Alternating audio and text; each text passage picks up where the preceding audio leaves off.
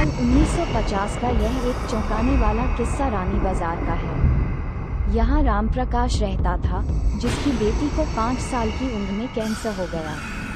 कई डॉक्टरों को दिखाने और इलाज कराने पर भी उसमें किसी तरह का सुधार नजर नहीं आया। होते होते एक रात कैंसर ने उसकी जान ले ली। उस बच्ची की जान रात को करीब 1 बजे गई थी।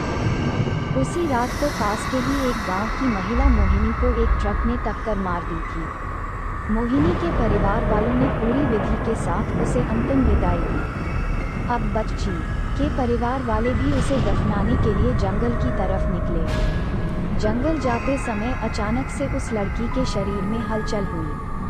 सभी हैरान हो गए कि मृत लड़की का शरीर कैसे हिल रहा है।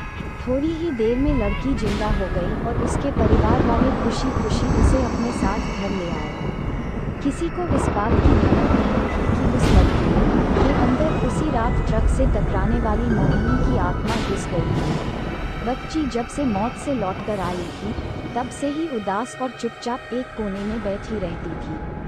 एक दिन उसकी माँ ने उसे खुद अपने हाथों से खाना खिलाया और मामा के घर लेकर जाने की बात कही। खाना खिलाकर उसे अच्छे से तैयार करके वो उसे अपने मायके ले गई। रास्ते में वो बच्ची जैसे ही उस ट्रक के हादसे वाली जगह पहुंची, तो उसने अपनी माँ को कहा कि मेरा गांव इधर है। माँ ने उसकी बातों पर बिल्कुल गौर नहीं किया और उस बात को हंसी में टाल दिया। कुछ ही देर में वो अपनी बेटी के मामा यानी अपने भाई के घर पहुंच गई। 1-2 दिन बाद मामा जी के घर के आसपास ही बच्ची के अंदर घुसी मोहिनी को अपनी पड़ोसन सिमरन दिखी। उसने जोर से उसे नाम से पुकारा। सिमरन ने पलटकर देखा तो एक छोटी बच्ची थी। उसे बड़ी हैरानी हुई कि इस लड़की को मेरा नाम कैसे पता है। तभी मोहिनी ने अपने साथ बीती सारी बातें उसे बता दी। उसने कहा कि मेरे परिवार वालों ने मेरी मौत से ही पहले मुझे जला दिया था, इसलिए मेरी आत्मा भटक रही है। उसी दिन इस लड़की की भी मौत हो गई थी, तो मैं इसके शरीर में घुस गई। सिमरन ने ये बात अपने गांव जाकर सबको बता दी।